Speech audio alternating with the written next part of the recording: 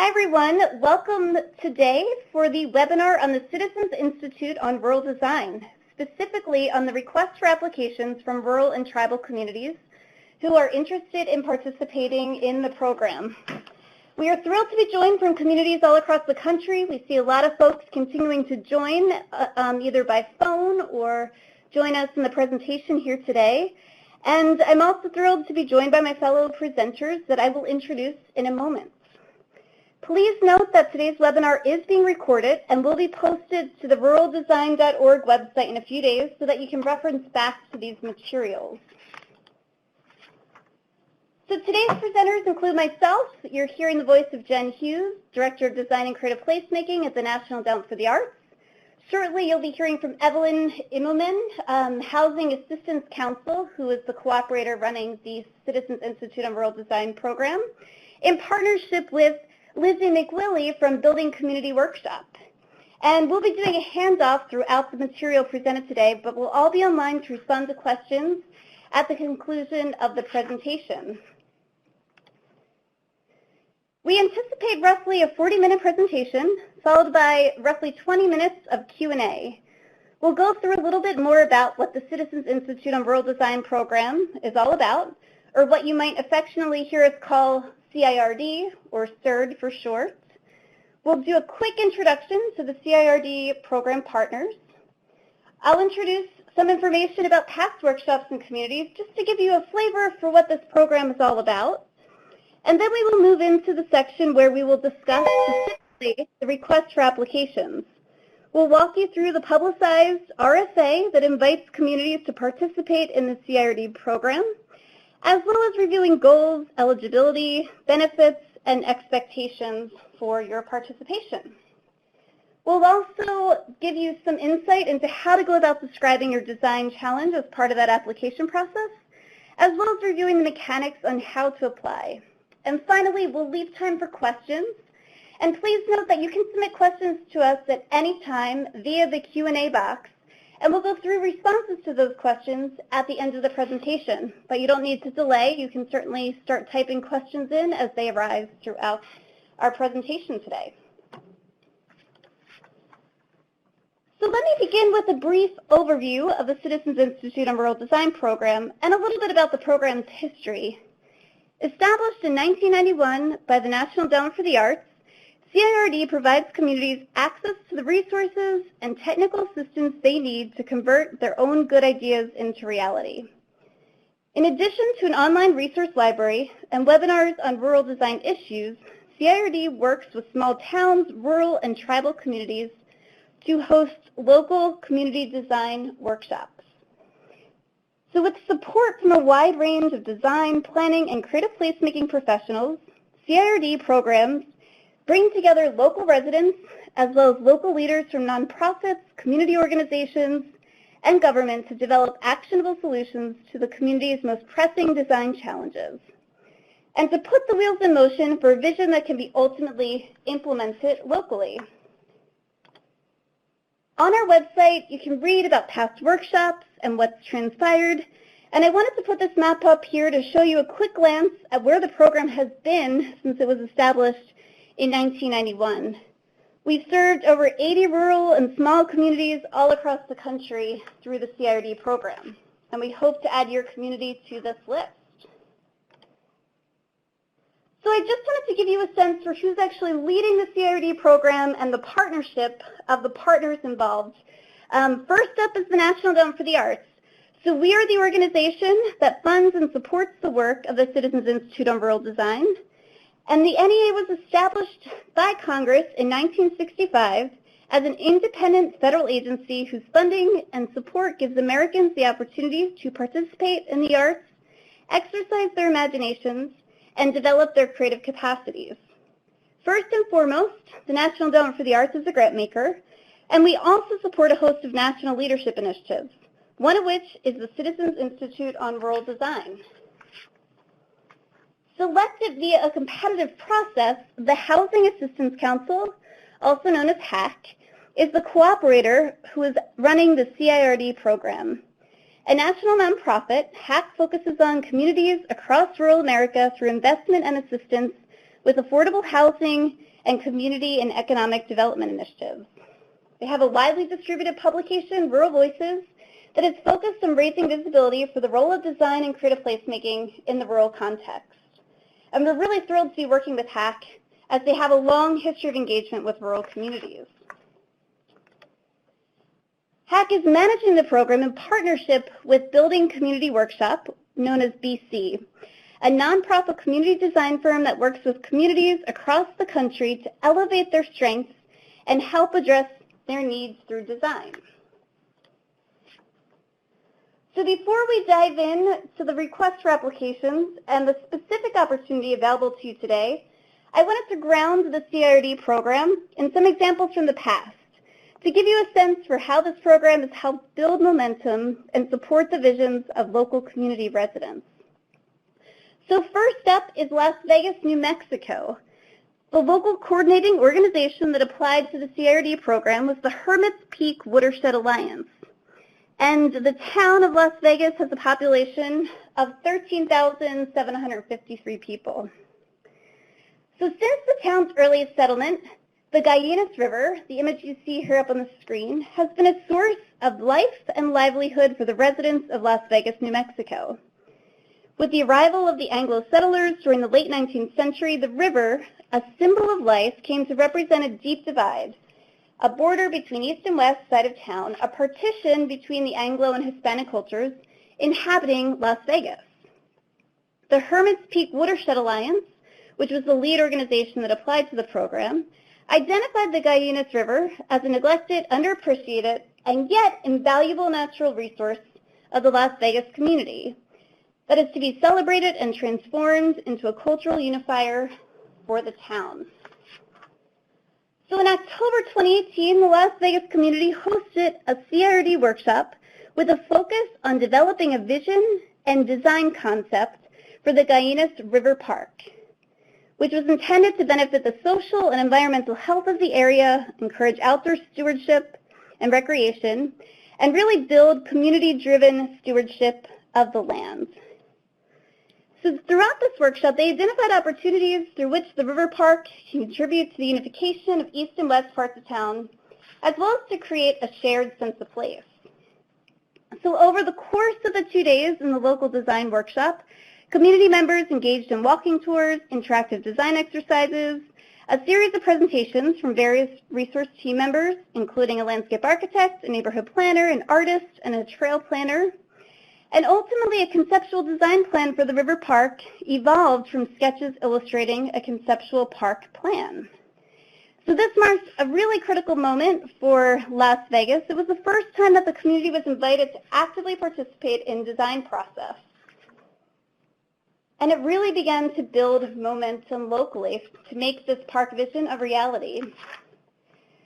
The workshop catalyzed a series of actionable next steps that built stewardship for the park, as well as funding resources to get the amenities built. This project had been one where many varied groups were able to find ways to coordinate and collaborate and work together for the ultimate communal vision to make the Gallinas River Park a reality, which is certainly no small feat. So some of the great results that we're seeing as a result and the momentum that continues around the Gallinas River Park, they were able to develop a public relations booklet for the river park to really articulate the vision and the design concept. They received $70,000 from the New Mexico Legislative Capital Outlay Funds to complete a portion of the construction project for the river park. They received $30,000 from the San Miguel County to complete more construction-level designs for the park, as well as they were awarded funding from the Las Vegas Community Foundation, $20,000 to fund interpretive signage and support personnel expenses as well. They also received a commitment from the City of Las Vegas's Lodgers Tax Board, $18,000 to fund additional signage, community events in the park, as well as the potential building of temporary spaces such as an amphitheater, 3D crosswalk, etc. So this 2-day local community design workshop has really galvanized a lot of actionable next steps to put that design vision into reality. And another local workshop, quite different design challenge and what they were really thinking and grappling with, took place in Valentine, Nebraska, population 2,800.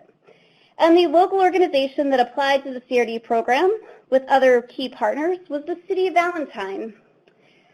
So situated along the picturesque Niobrara River, Valentine, Nebraska functions as the retail, service, and industrial center for nearby ranches, farms, towns, and the Rosebud Reservation. Led by the Nebraska Department of Transportation, Valentine will complete a $6 million roadway and streetscape redesign over the next 3 years that will improve the public space from lot line to lot line along a 7-block stretch of the state highway. So it's a capital project that creates an immense opportunity to really think about the redesign of Main Street. The highway cuts directly through the Main Street in Valentine, Nebraska. So the design challenge here was to address how to design a Main Street that could balance pedestrian activity and truck traffic, how Main Street could tie the City of Valentine more closely to the Rosebud Reservation community, how to solidify a process of engagement with the Nebraska Department of Transportation, and how to keep the public engaged over the 3-year design and construction process. So in October 2018, the 2-day local design workshop brought together a range of folks from the Nebraska Department of Transportation, local residents, representatives from the City of Valentine, business owners, as well as a resource team that included a transportation planner, landscape architect, as well as an architect. And the community sessions enabled the resource team to create graphic renderings that captured the community's vision, conceptual roadway configurations, and other Main Street design enhancements for public space and the building architecture. And there was this incredible opportunity to do that alongside the Department of Transportation, who ultimately would be funding and implementing the capital project.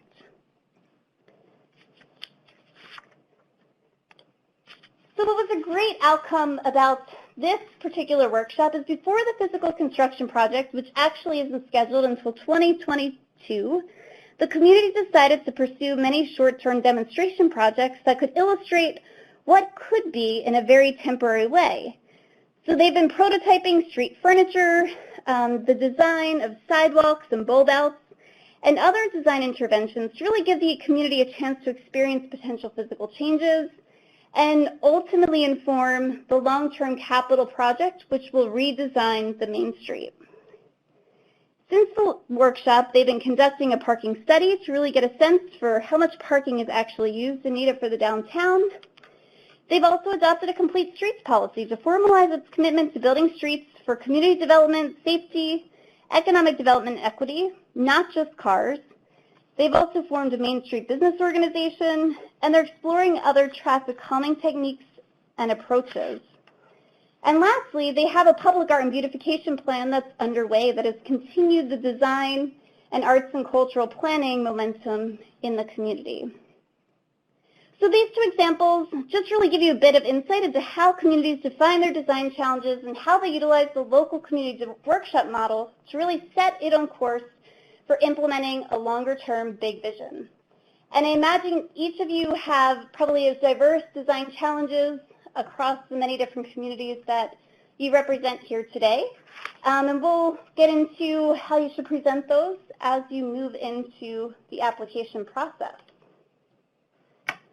But with that, I just wanted to reiterate the Citizens Institute on Rural Design's goals, which is really to enhance the quality of life and economic viability of rural America through planning, design, and creative placemaking. And the program is intended to empower local citizens to capitalize on your unique local and regional assets to guide the civic development and future design of your community. So throughout the CRD program, we will really be focused on building the capacity in rural communities to plan comprehensive revitalization and design strategies. We'll be introducing creative placemaking, arts, culture, and design strategies as drivers of economic development. We have a really new and exciting component and offer this year, which is about facilitating a network of rural communities for idea exchanges and peer learning so you can learn from each other, because I think much of the work that's happening across rural America could really benefit through that networked idea exchange. And lastly, we're really striving to prepare communities to be ready and competitive for state and federal funding. so that you can ultimately implement the vision and the design concepts that you have identified through your community planning process. So with that, I'm going to hand this off to Evelyn, who's going to walk you through the specific requests for applications to participate in the program. And also, she'll really highlight and note that this year we have a new offering for rural communities. In addition to offering local design workshops, like the 2 case studies I just profiled, we will also be offering a learning cohort. So listen in to hear more about that. Handing it over to you, Evelyn. Hi, Jen. Thank you guys so much for being here. Hopefully you can hear me okay. As Jen said, I want to just go through the specific outlines of what this program is, what the eligibility for it is, and what exactly it is that you're applying to. So as she mentioned, there's 2 different types of opportunities that we're offering this year. The first one is what she went over in some of the examples, and that's a local workshop site planning and a design. So these local workshop communities will have up to 3 of them. And it's oriented around an on-site rural design workshop. So that's going to be supported by different professionals that are working with your community and with your specific design challenge, whether they're in design, planning, creative placemaking, architects, things like that. And the goal of this is to bring together local residents and leaders from different organizations in your community. So I want to emphasize that this is I'm going to go through some of the outline some of the parts of this program, but there's one application process regardless of the type of opportunity that you're applying for, and we really want to think of it as one CIRD. But if you're familiar with how CIRD worked in the past, then this is what you're thinking of. So for this first opportunity, there's a couple different benefits. First of all, you'll be interested to know that we will offer a $10,000 stipend to help to run the workshop. And a lot of the benefits of the community are focused around this site visit and this workshop. And I want to emphasize that this is going to be a resource team that's tailored to you. There's going to be technical assistance involved throughout the process. And that's something that we wanted to emphasize in our rendition of the program as well, is that we're going to have continued technical assistance as the project evolves throughout the period until December 2020. So we know that there's changes in funding, we know that there's zoning issues, there's staff turnover. One of the benefits of this program is that you know that after that workshop ends, that's not the end of our relationship. We'll keep working with you after that as well. And then the last 3 benefits that you see on the screen before you all have to do with bringing together a national network of rural leaders in community development and design as one of our goals. So that's going to include a travel stipend to other CERT events and peer learning opportunities.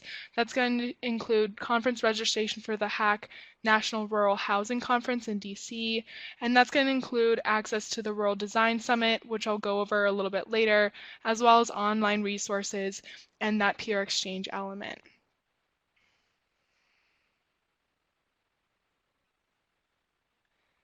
What about expectations? This all sounds great, but what's expected of you? We want to emphasize that 3 of the 4 things that you see on the screen just relate to us making sure that you're a community that we can work with and have a robust program, and that you're going to be able to actually carry out the design and the planning that you want to do and that we want you to be able to achieve. So that just means we're going to need you to designate a local coordinator to work with CERD staff and help us to organize both the site visit and the workshop. And that will include some of what you're probably familiar with if you're in the nonprofit world, just submitting final documents, participating in a survey, and of course we want to see that you're engaged in the broader network building activities, and any type of engagement that you can show us is really going to make this program a lot more robust. We also are going to need to have a $10,000 match in the program for the workshop specifically. So this is not meant to be a deterrent. We understand that you're working in a small town, in a small community, and hopefully we can work with you ahead of time and brainstorm ideas for how to meet that match. It can be in kind, so that can be through staff hours or local venues. So that was the first workshop. Those were the local communities, and there's going to be 3 of them. The second opportunity I want to emphasize is something that might be new to you if you were familiar with the CERD program in the past. And this is something that's really important to HACC as well, is that we actually build a larger national network of cohort learning around the idea of rural design.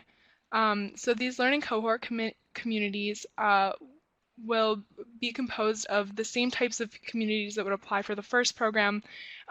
Anyone engaged in nonprofit, local business, civic organizations. We want to gather you together for peer learning, for training in different elements of design, planning, community engagement, and facilitation techniques. And we want to provide you with some support in navigating funding opportunities. So the main difference between the opportunities is that this cohort won't unfortunately get a localized site visit and a localized workshop, but that doesn't mean that you won't have the support to go out and act on your own and really see your project come to fruition.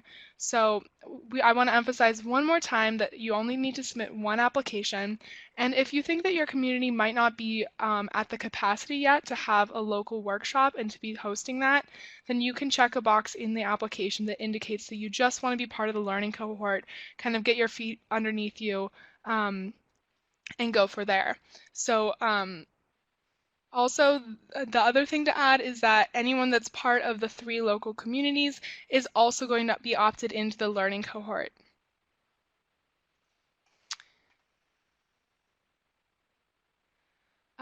So real briefly, the benefits and expectations are a little bit lower scale.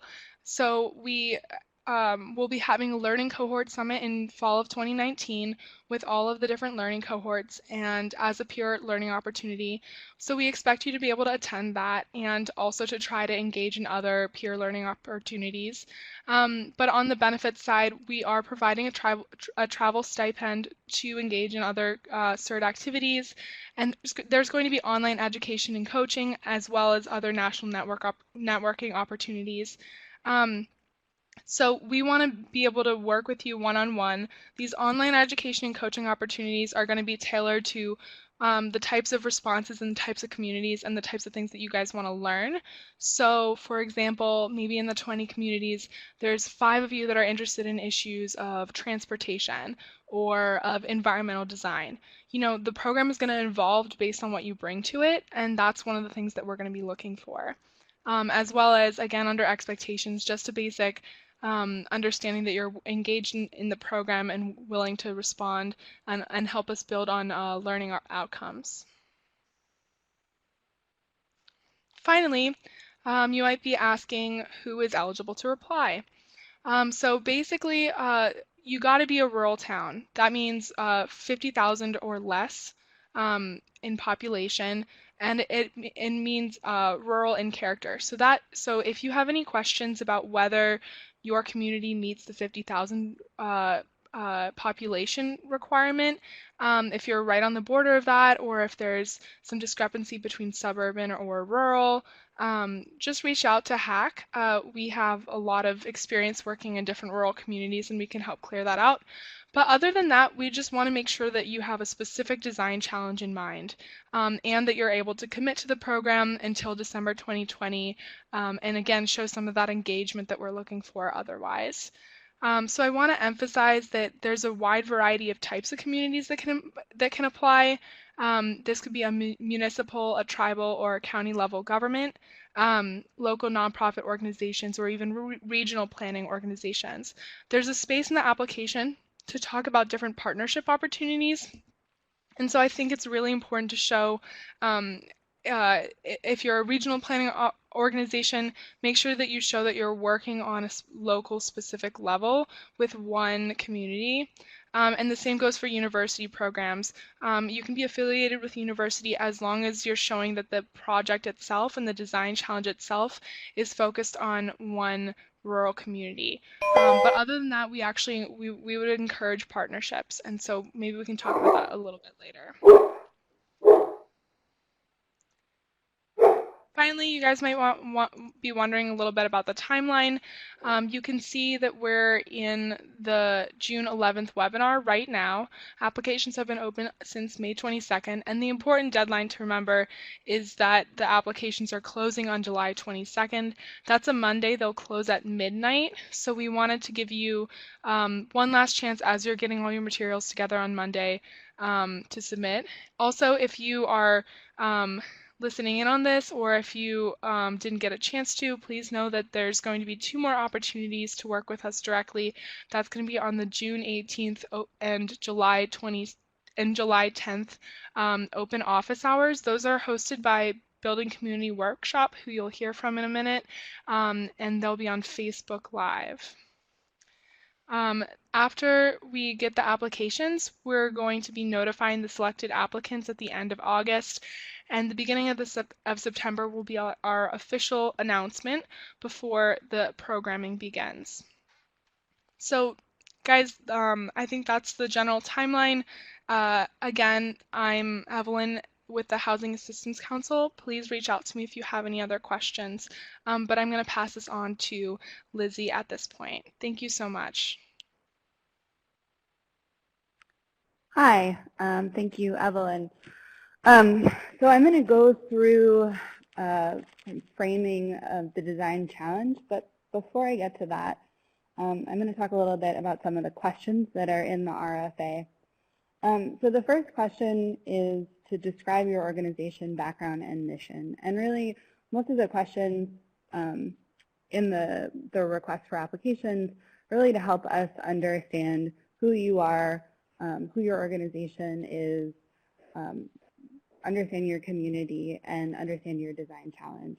So after telling us a little bit about yourself, we ask that you tell us more information about your project partners that you would see as being part of your challenge.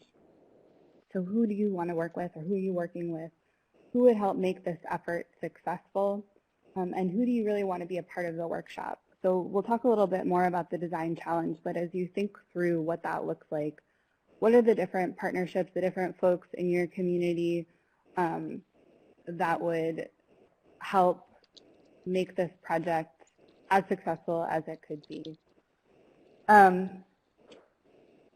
Next, we ask for a description of your community and the context of your design challenge.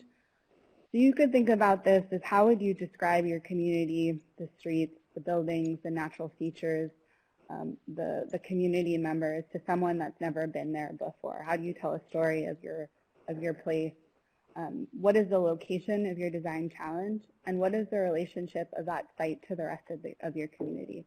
So really trying to understand the context you're working. And then finally, we ask, what is the design challenge?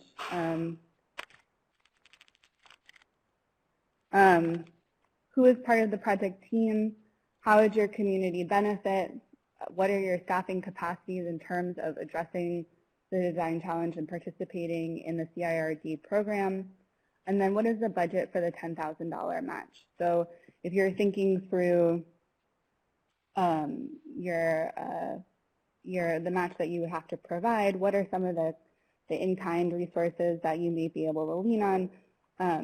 As Evelyn mentioned, it could be cash, it can be a combination of cash and in-kind, for instance, venue rental, food for the workshop, those kinds of things. And we'd be happy to talk more about specific questions that people have around the match. So in terms of the design challenge, we really think it's helpful to think about the design opportunities and the kind of specific places and issues that you might be tackling as part of this project. So for instance, in this photo, we at BC worked with a community that had a large amount of unused rail infrastructure. The community also had a need for increased pedestrian and bike connections and easier connections between neighboring communities. There is also a number of health issues in the community that local university was trying to tackle in collaboration with the local government.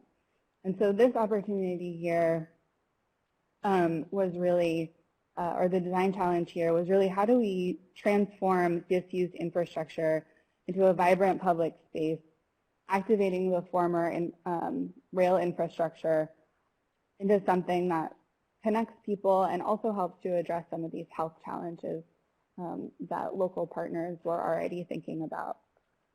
And so some of the partners for this project included local government, public officials, the universities that were already in conversation about some of the health challenges that might be connected to bike and pedestrian infrastructure.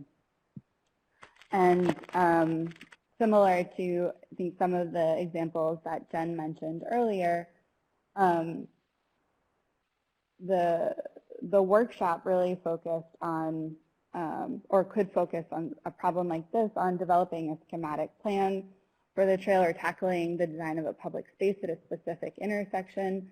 But what's really key is being specific about the physical context and thinking about the design opportunities that that physical place might suggest or provide.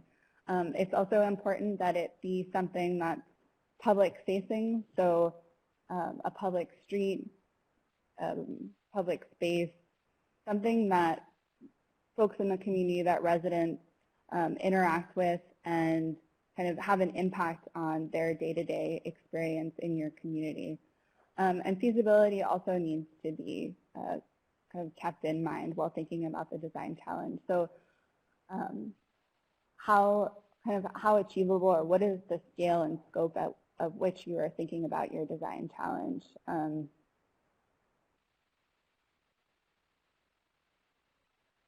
At the end of the application, you're asked to provide supporting materials. These really, again, help to understand even more about you, your community, and your design challenge. There are two types of supporting materials that we're asking for. The required supporting material is documentation that will help understand the context of your design challenge.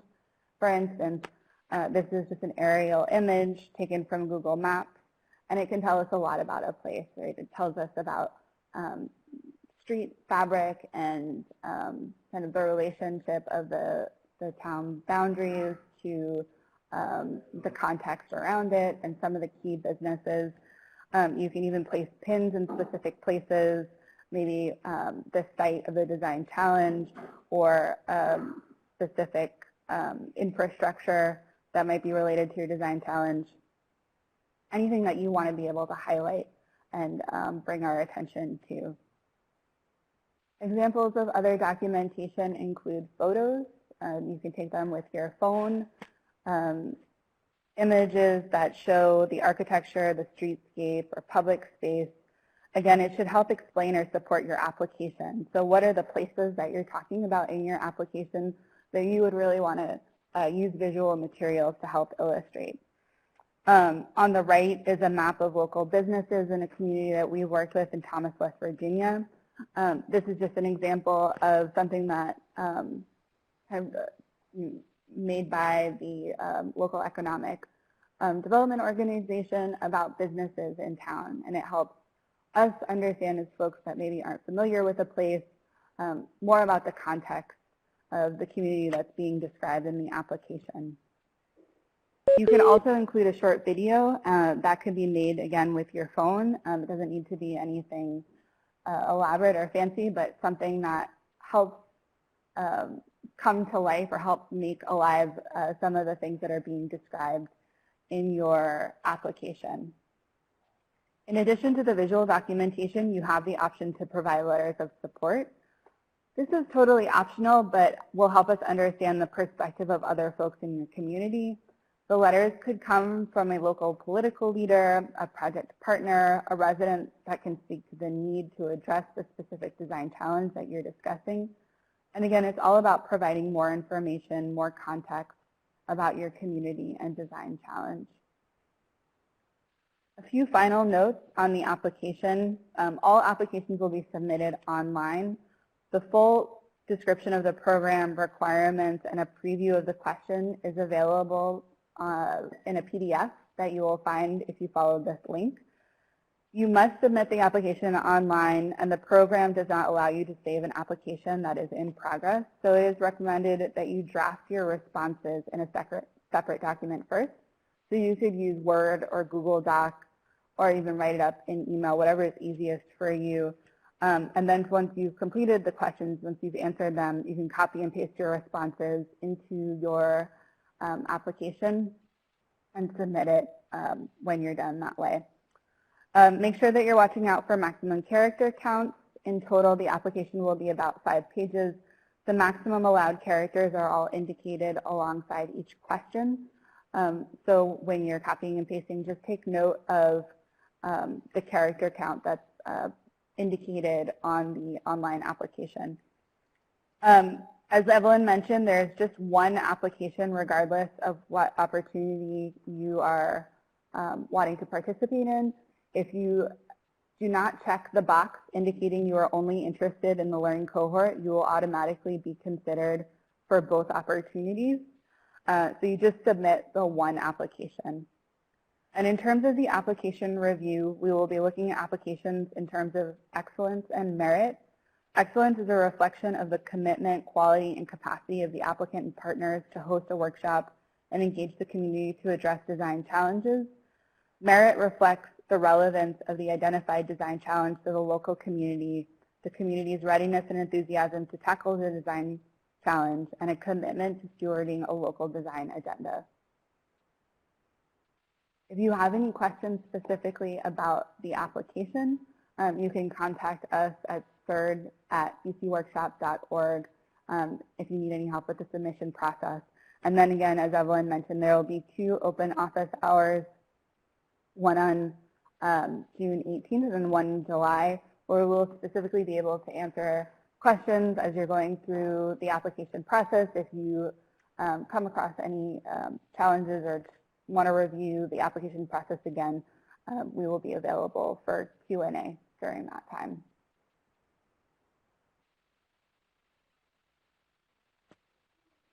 All right, thank you, Lizzie, so much. So this is the end of the formal presentation section, but you guys can all see if you're in Adobe Connect right now, in the Q&A box, you have the opportunity to submit a question. I'll be announcing them and filtering through them, and then Jen and Lizzie are also available to answer them as well. So we do have one question about whether it's eligible to have a collaboration of 3 rural communities combined less than 50,000. And so since HAC has been kind of working closely with the outlines of the program, I'll take a stab at this. I would say yes, a collaboration between 3 different rural communities sounds wonderful to us. What we're going to want to see in your application under any partnerships is just a guarantee that you guys have worked together before, that there's a clear distinction in authority, and that we know who we are going to be talking to and working with. You guys know and agree where the project site might be, those kinds of questions. And again, like Lizzie was talking about in supporting materials, different letters of support would be really helpful in terms of different partnerships. So we have another question, and this one might be helpful for Jen to answer. A participant is asking, does CERD have an archive of past design challenges or workshops to review? Jen? Sure. So that's where our website, rural-design.org, comes into play. You can actually see where we worked, and then there are short snippets that highlight all the different design challenges that communities have proposed, what transpired during the workshop, and what some of the post-workshop outcomes are. So that's a great resource. And, you know, we just given limited time, we only could really hit on 2 case studies, but we have over 80. And they're all different types, scales, design challenges. We worked with one community, which is just illustrative of another type of example. It was the St. Regis Mohawk tribe in Akwesasne. that was really interested in figuring out how to have the cultural identity be very physically present in their built environment. So that wasn't just one specific site, but they were trying to think more in partnership with local businesses and other public buildings, how to actually have that visual identity of the tribe's culture carry through. So I would definitely encourage you to spend a little bit of time on our website and take a look at what we've done in the past. Like I said, you can read a lot of short snippets of both recent history as well as workshops from several years ago. Great, thank you. And we have another question about whether the spaces have to be owned by a public entity or can they just be for public enjoyment? Lizzie, would you want to respond to this? Sure. So this question came up recently, and I think, and so we've discussed it a little bit. I think it depends on the instance or the kind of ownership of the space in question. For sure, any space that is being focused on as part of the design challenge needs to be in the public realm, so it needs to be connected to the public in some way. If there is a space that is, for instance, connected to a public street that is owned privately, and the owner is a part of the collaboration, I think there's potential there. But as part of the understanding of the feasibility of the project, there needs to be some kind of control or access to the site so that the project actually has the opportunity to go forward. Great. I wanted to address several questions coming in are asking about the definition of a rural community, or if there's any requirements on that. So I just wanted to address that more broadly. Again, so it has to be a population of less than 50,000, and if you are on the border of like a suburb, or if you're working more regionally, and you have any questions about whether you meet that definition, it should be able to work if you're rural in character, but if you have more specific questions, HAC's definition of rural involves a combination of factors including population density. So if you reach out to us one-on-one, we can answer that for your community specifically. And we also allow for communities, it can be tribal or rural, and it can be US territories as well. So then some other questions that we've been getting are, Jen, this might be one that you can answer. Does it need to be a new project, or could it be building off of a previous plan and enhancing it with creative placemaking strategies and design solutions? Sure, that is certainly possible, but I would encourage you, if you've already sort of galvanized the community support, if you've already engaged them around this particular project or concept in the past, you'll just have to make a strong case for why your community is worthy of a CIRD workshop and this really supportive technical assistance. So I would just encourage you to be thinking about that and be really articulate on how this workshop will help build momentum and is sort of a unique value add to what the community might have already been doing. Great. Somebody is also asking us, my town's not ready for the larger design project right now, but the learning cohort sounds awesome. Can I indicate that as my preference and simplify the path forward? My answer to that, simply yes. If you go to the application, there's a box that you can check that just says, I'm just interested in being part of the learning cohort. I'd encourage you to fill out the rest of the application as thoroughly as you can regardless, because even the learning cohort is also going to be competitive. But definitely, if you don't think that you're ready for a local community workshop, that does not mean that you are unable to be a part of our program.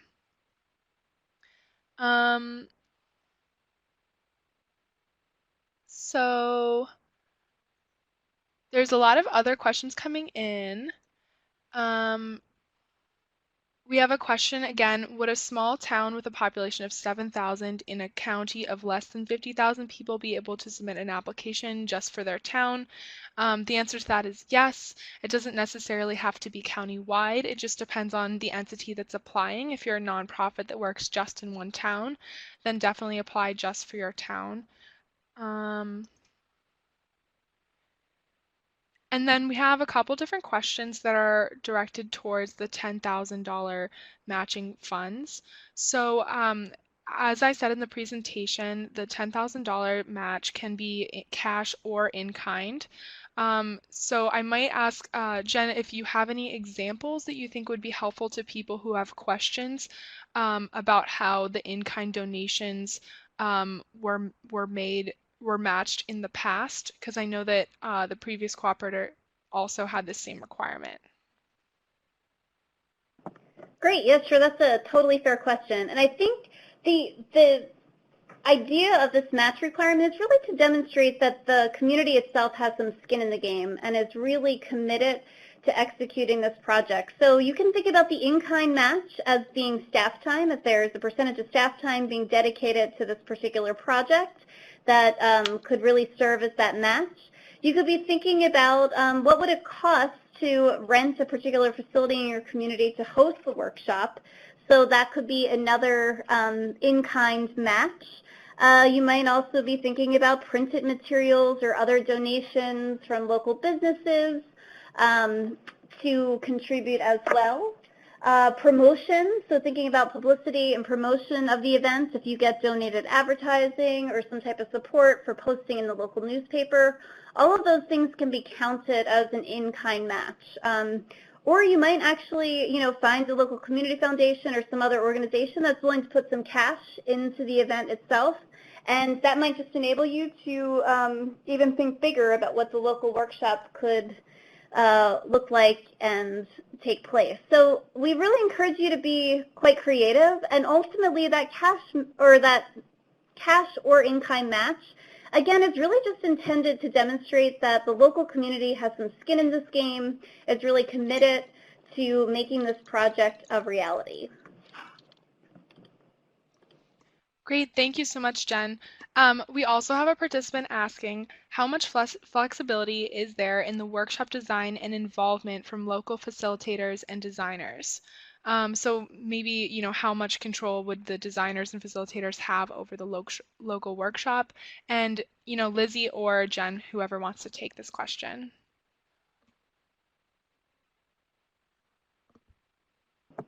So I'm happy to just chime in. Oh, I see Lizzie might also be talking. So Lizzie, why don't you go first? I was just going to say that I think that we would hope to work together to collaborate on developing what that workshop looks like. And so as part of the grant, we will be bringing in folks that can participate in the workshop from different perspectives and different experts that relate to the design challenge. But we'd also welcome folks, local designers, to be a part of that process. And a large piece of the workshop is community involvement and community engagement. And so what that looks like, we are excited to work with the local communities to develop the agenda for the workshop and the goals. And so I think that would be great. Yeah, and I can just say from the past, just the past example workshops, there have been great circumstances where, that local technical expertise might have served as a in-kind match or was actually sort of supported throughout the program. So we had a local architect that had really taken on a stewardship and leadership role in one of the workshops and was local, which meant that he really pushed forward sort of next steps in that design vision. So that sounds like it could be a really great asset. Great. Yeah. And again, to anyone who's still listening in, feel free to submit your questions at this time. You can ask us anything about the confines of the program or the design challenge or something that might impact your community specifically. We have a question again about the in-kind donations towards the $10,000 matching funds and how to assess the value of them. To the person asking this, I would just say if it's staff hours, for example, however your accounting system internally tracks staff hours, you should be able to fulfill. And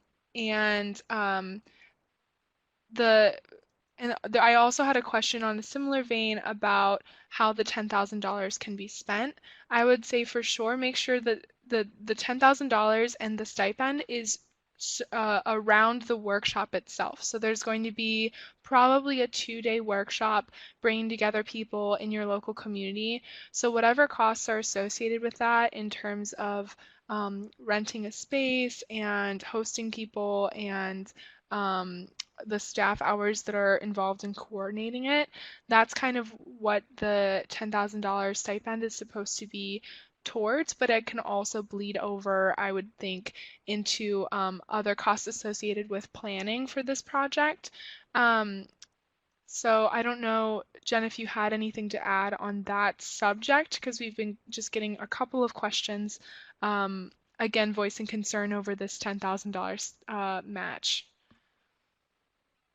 So I could just weigh in on how other communities have actually spent the $10,000 stipend to host the local workshop, sort of covering all the costs, Evelyn, that you just talked about. You know, but there are also other things. You might sort of set aside a little small amount of funding to go towards some momentum or follow up community events, or perhaps, you know, to bring a resource team member back to the community to present in front of your town board or council or local business district. So I think in the application you should really apply some thinking creatively as to how you might think about spending that $10,000 stipend connected to the local workshop itself, but also maybe other activities that kind of keep the momentum going, either building in advance or even thereafter. And you know, the application process is really just to get you all to start thinking specifically in narrowing in on a design challenge that, you know, it's feasible to workshop over the course of 2 days. But certainly, as Evelyn illuminated throughout this webinar, the intention is really to work very closely with the community, both in the planning for the workshop, but also throughout the course of like the next year and a half as part of the third program. So none of that stuff is set in stone, what you put in the application. It's more of a way to assess where you all are and what you're thinking about. Great, thank you, Jen. That's exactly how I would have said it. We also have a question. This is similar to one thing I heard you speak about, and this question is asking about how local businesses or real estate developers can be involved in the program. And I know that you've had in the past some local business involvement, correct? Yep, sure. There is the eligibility for the organization, the applicant organization, where we are really specific. Where the following entities meet the criteria: municipal, tribal, or county governments, local nonprofit organizations, regional planning organizations, university community design centers, or agricultural extension offices. But those are the lead applicant to the program. Oftentimes in communities we see several key partners that are really critical, both from the for-profit and or nonprofit space, to really make a workshop successful and have legs, momentum after the fact. You know, it's oftentimes local business owners who really come together. It could be a landowner that's really committed to having, you know, their project galvanize energy and excitement in the public realm as well. So certainly we encourage those additional partnerships. You just want to make sure the lead applicant organization meets that eligibility requirement. But certainly additional partners are welcome and encouraged because it shows how you've been working across community to move forward that vision. Great, thank you. And we have a really good question here as well. This one is asking, if our community is lacking in individuals who aren't experienced in the design process and facilitating workshops like this, is our community going to be at a disadvantage? Lizzie, did you want to speak to this a bit?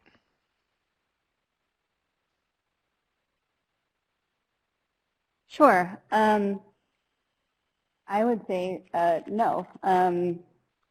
Part of the expertise that we will be bringing to the workshop is our experience at BC and the experience of the other folks that will be joining the workshop, our experience in design process and in facilitating workshops. What we would rely on project partners, as Evelyn mentioned in the participation expectation, is collaboration on developing what that workshop looks like and thinking through what kinds of participation needs there are from the community, and then helping with outreach and those kinds of things as needed to be the experts on the ground of your area. So if there is invitations, if there are invitations that need to go out for the workshops, if there are connections that need to be made, those are the kinds of things that we would need the project partners to take the lead on, and then hopefully collaborate on some of these other aspects of the workshop. But the design process and the facilitation will be led by the resource team and folks coming in with the design expertise to be leading those conversations and developing the visualizations that Jen showed before. Thank you, Lizzie. Yeah, and I wanted to just re-emphasize, I think that was a great summation, Lizzie. What we're really, and your question poses what we really are looking for as the sweet spot in the CRD program, that we're able to bring some technical assistance and expertise that the community could really benefit from. So what we're looking for is a champion locally. So organization, individual, collaboration of individuals and organizations that can move a vision forward. But the program is really intended to bring that level of technical assistance and design expertise. While it's great that we have BC as a key program partner to assist there, but the local champion is what we're really looking for in the application process. Great. Yeah, I was gonna add on something similar, and I'm not seeing many more questions trickling in. We are right at 3 o'clock. But I wanted to just give a chance to thank all of you for participating, and we're really excited to bring together this program where I have been waiting to see these new applications for I don't know how many months now. So we want all of you to be able to apply and to be able to put your best foot forward when you're in your application. Really show us who your community is, really show us what it is that you're trying to solve. Any last thoughts from Lizzie or Jen? The recording, I just wanted to give encouragement to apply. We're really excited to see all of you in the application pool and process, and there was a really sort of concerted effort to make sure that this wasn't too heavy of a lift, that as Lizzie illustrated, it's roughly a 5-page application if you max out the character counts. So just want to encourage you all to apply, and thank you for your time. And also Great. I was just going to say again about the Facebook Live open office hours. If you start to go through the application and you find that you have some questions, please join one of these sessions and take the opportunity then, or send us an email, and we'll be happy to chat with you further. Great. So this recording of this webinar is going to be available later this week. You'll be able to access it if there's anything that you missed or if that you think that you need to review. So once again, thank you all, and have a great rest of your day.